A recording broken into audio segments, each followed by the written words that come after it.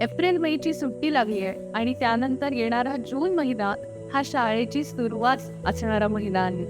आणि त्यामध्ये जेव्हा लहान मूल जेव्हा पहिल्यांदा शाळेत पहिलं पाऊल टाकतं त्यावेळेस होणारी जी धांदल असते मुलांची आणि आईची सुद्धा, याबद्दल आपण आज बोलणार आहोत. खूप सेन्सिटिव्ह टॉपिक आहे, त्यामुळे व्हिडिओ शेवटपर्यंत पाहत राहा.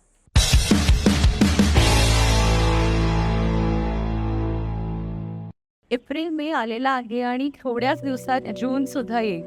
आणि जून म्हटलं की शाळेच्या पहिल्या दिवसाची प्रचंड तयारी करत असलेले पेरेंट्स मला दिसतात. आणि त्याबद्दलच आजचा व्हिडिओ आहे.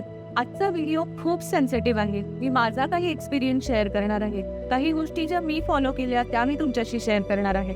आणि अतिशय सेन्सिटिव्ह सब्जेक्ट म्हणजेच सेपरेशन एन्झायटी बद्दल आज आपण बोलणार आहोत. तर या विषयाला आपण सुरुवात करूया.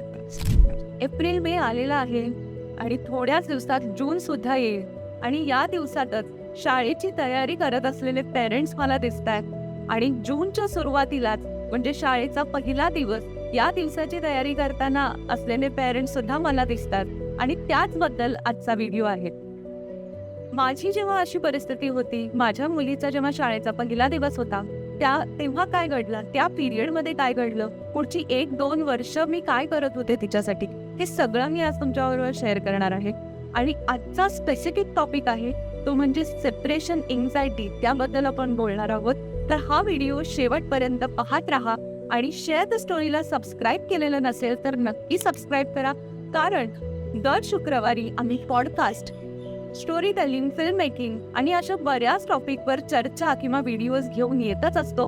त्यामुळे या चॅनलला सबस्क्राईब करायला अजिबात विसरायचं नाही. शाळेचा पहिला दिवस, इमॅजिन करा, शाळेचा पहिला दिवस आहे. मूल रेडी होत आहे, पेरेंट्स सुद्धा त्याला मदत करतात रेडी होण्यासाठी. आणि सगळं घेऊन ते खाली उतरतं. बसची वाट बघत सगळेच थांबलेले असतात.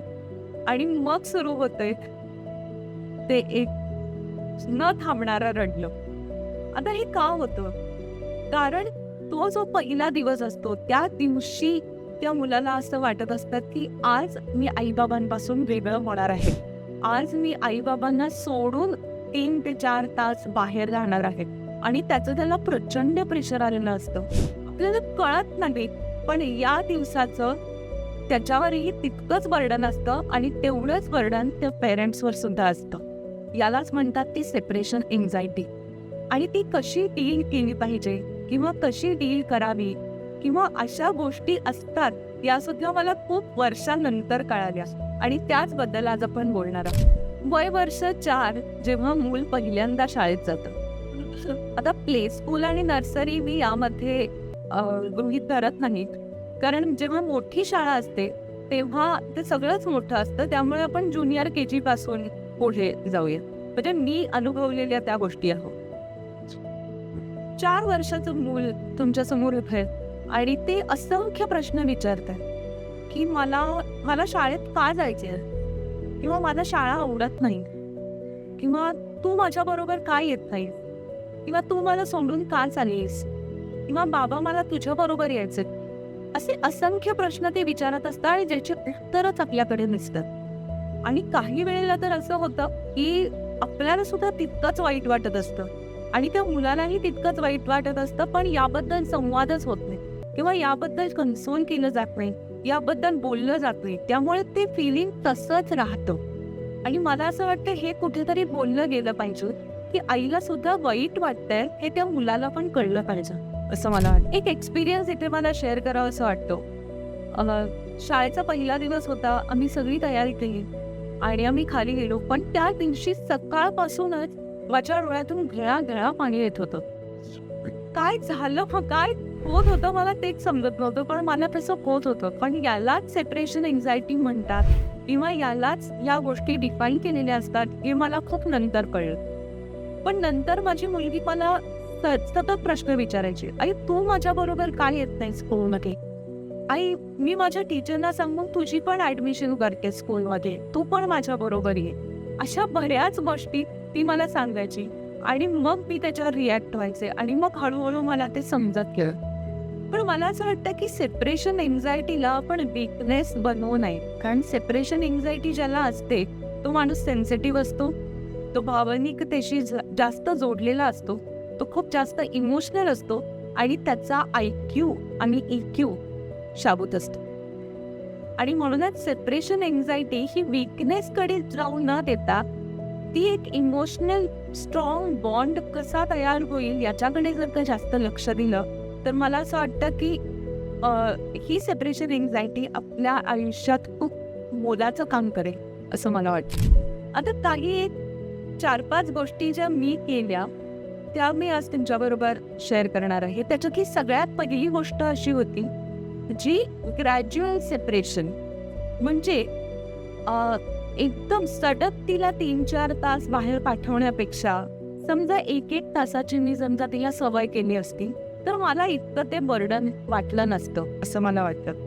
माझ्या आईची एक मैत्रीण आहे तर ती मला कायम असं सांगायची की सुखदा तू ना तिला काही झालं म्हणजे तू जरी काही केलं नाहीस तरी सुद्धा तिला थोडा वेळ का होईना पाळणाघरात ठेव, थोडा वेळ का होईना तिला थोडं बाहेर ठेव, म्हणजे तिला सवय होईल तो नसण्याची किंवा तू थोडा वेळ बाहेर जातेस हे तिला तेव्हापासून समजेल असं तिचं म्हणणं होतं.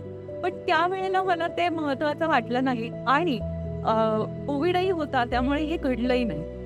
आणि म्हणूनच मला असं वाटतं की पहिला दिवस माझ्यासाठी थोडासा जड गेला. पण हे जर का ग्रॅज्युअली झालं, हळूहळू झालं, रोज 1-1 तास, मग 1 तासाचे 2 तास, 2 तासाचे 3 तास असं जर का झालं तर त्याचा इतका परिणाम होणार नाही असं मला वाटतं. आणि त्या मुलालाही समजेल की अच्छा मला या वेळेला इथे जायचं आहे आणि त्याला कोणीच काही करू शकत नाही रे, 1 तासानंतर परत मी आईला भेटणार आहे किंवा बाबांना भेटणार आहे.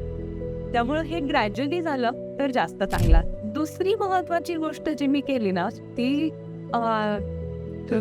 प्रामाणिक राहिले मी खूप. आता का प्रामाणिक राहिले म्हणजे कशा पद्धतीनं प्रामाणिक राहिले. आपण तर असतोच प्रामाणिक, पण आपल्याला असं वाटतं की अरे मी समजा तिला सांगितलं की मी आत्ताच जाऊन येते, पटकन 1-2 मिनिटात जाऊन येते, तू जा आतमध्ये, तर तिला ते नंतर समजतं की आई आपल्याशी खोटं बोललीस आणि मग ते कुठेतरी मेसवायला सुरुवात होते. तर त्यापेक्षा जर तिला असं सांगितलं की तू जा, तुला आता 2 तास जायचं आहे आणि मी येणारच आहे किंवा वाईस वर्सा मी आत्ता भाजी आणण्यासाठी चालली, मला अर्धा तास लागणार आहे पण मी येणार आहे परत. समजा असं सांगितलं, ती क्लिअर कम्युनिकेशन, जिथे आपण जातोय ते सांगितलं तरी सुद्धा हे ऑनेस्ट कम्युनिकेशन बिल्ड व्हायला मदत होते आणि तिला विश्वास वाटतो किंवा त्या मुलाला विश्वास वाटतो की आई आपल्याला जे सांगते ते होतं. खोटं काहीतरी सांगून किंवा मी आत्ताच आले किंवा मी जाणारच नाहीये किंवा ती झोपल्यानंतर मी जाते म्हणजे मग तिला एवढं कळणार नाही, हे असले प्रकार ना त्यांच्या मनावर वाईट म्हणण्यापेक्षा त्यांना समजतं की हे सगळं काहीतरी चुकीचं चाललंय, माझ्यापासून लपवून काहीतरी करतात आणि मग ही फिलिंग फार चुकीची असते असं मला वाटतं. तिसरी गोष्ट मी अशी केली होती की आता हे खूप फनी वाटेल लोकांना पण काहीतरी कम्फर्ट ऑब्जेक्ट आपण दिलं पाहिजे त्या मुलांसाठी असं वाटतं. माझी मुलगी अजिबात डबा खायची नाही जेव्हा ती खूप लहान होती. ती म्हणायची की आई माझ्या बरोबर नाहीये तर मी कसा खाऊ डबा, किंवा ती खूप रडायची आणि म्हणायची की आई मला मी आज स्कूलमध्ये रडली. मग म्हणलं का रडली तर म्हणायची की तू नव्हतीस ना तिथे, मला आठवण येत होती म्हणून रडले. इतकं ते क्लिअर कम्युनिकेशन होतं की हा ठीक आहे मी रडले.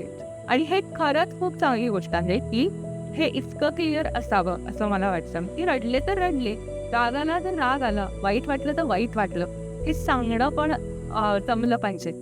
तर त्यासाठी मी एक गोष्ट केली होती की ती डबा खात नव्हती तर एक मी तिला लेटर लिहून द्यायचं डब्यासोबत, तेव्हा तिला वाचताही यायचं नाही पण त्याच्यावरचं ते फुलाचं चित्र, फुलपाखरूचं चित्र किंवा पक्षाचं चित्र असं बघून तिला कळायचं की हा आईने काहीतरी दिलंय. आणि ही गोष्ट तिच्यासाठी खूप मोठी होती की हा आईने माझ्यासाठी काहीतरी दिलंय, आता मी 4 घास नाही खाणार पण ॲटलीस्ट 2 घास तरी खाईल. तर असं म्हणून तिने डबा खायला सुरुवात केली. तर मला असं वाटतं की एक कम्फर्ट ऑब्जेक्टचा इतका फरक पडू शकतो की एखादा स्कार्फ असू शकतो, एखादा पेन असू शकतं किंवा एखादा खेळणं असू शकतं की आईने आज माझ्यासाठी दिलंय, बाबांनी आज माझ्यासाठी दिलंय. तर त्या गोष्टीचा त्यांना असं वाटतं की हे लोकं आपल्या बरोबर आहेत आणि आपण 2 तास इथे थांबून जर घरी गेलो तर आपल्याला अजून जास्त गोष्टी मिळतील. तर या आशेवर ते खूप स्कूलला जायला किंवा कुठेही जायला आनंदाने तयार होतात असं मला वाटतं. मी अजून एक गोष्ट इथे गेली होती, ती म्हणजे इन गुड बाय रिच्युअल आपण जे करतो की शाळेला जाताना एक घट्ट मिठी मारणं किंवा एक छान गोडचा पापा घेणं. सो हे एक रिच्युअल सारखं केलं होतं की बसमध्ये चढताना तिला हात करून मग ती बसमध्ये चढणार, असं एक आम्ही केलं होतं. किंवा बस जेव्हा उलट्या दिशेने परत यायची तेव्हा आम्ही तिथे मुद्दाम थांबायचो तिला टाटा करायला किंवा बाय करायला. कारण आणि ती सुद्धा त्याची वाट बघायची की मला परत आल्यानंतर आई बाबा दिसणार आहेत बाय करायला. सो या गोष्टी ना खूप मॅटर करतात. जेव्हा मूल खूप लहान असतं आणि आपल्याला सोडून ते दुसऱ्या एका वेगळ्या वातावरणात जात असतं, तर तिथे या गोष्टी त्यांना आठवतात आणि मग त्यांना असं वाटतं की आई बाबा आपल्या सोबत आहेत किंवा त्यांनाही तेवढंच वाईट वाटलेलं आहे आपण जेव्हा जातो तेव्हा. आपल्यालाही जशी आठवण येते तशी त्यांनाही आठवण येते हे त्यांना जाणवतं. आणि या गोष्टी जेव्हा दोन्ही साईडनं येतात आणि बोलल्या जातात तेव्हा हा बॉन्ड कुठेतरी स्ट्रॉंग होतो असं मला वाटतं. ही फेज आहे ना, ही खूप महत्त्वाची फेज असते असं मला वाटतं. मुलं आपला कम्फर्ट झोन सोडून दुसऱ्या एका नवीन वातावरणात जात असतात. तिथे त्यांना खूप गोष्टी ॲडजस्ट करायला लागतात. त्यामुळे ना आपण सुद्धा त्यांना त्यांच्या फिलिंगला रिस्पेक्ट देणं फार गरजेचं आहे असं मला वाटतं. आणि म्हणूनच ही सेपरेशन एन्झायटी हाताळणं सुद्धा तितकंच महत्त्वाचं आहे. तुमच्या बाबतीत असं काही सेपरेशन एन्झायटी तुम्ही हाताळली आहे का? किंवा जर का हाताळणार असाल तर तुम्ही काय काय त्याच्यासाठी प्लॅन करताय हे सुद्धा मला कमेंटमध्ये सांगा. आणि हा एपिसोड आवडला असेल किंवा हे पॉईंट्स आवडले असतील तर मला कमेंट करून सांगा. आणि या एपिसोडला लाईक, शेअर आणि सबस्क्राईब करायला अजिबात विसरायचं नाही. अशाच इमोशनल आणि मोटिवेटेड कॉन्टेंटसाठी शेअर द स्टोरीला सबस्क्राईब करायला अजिबात विसरू नका. कारण share the story because every story matters.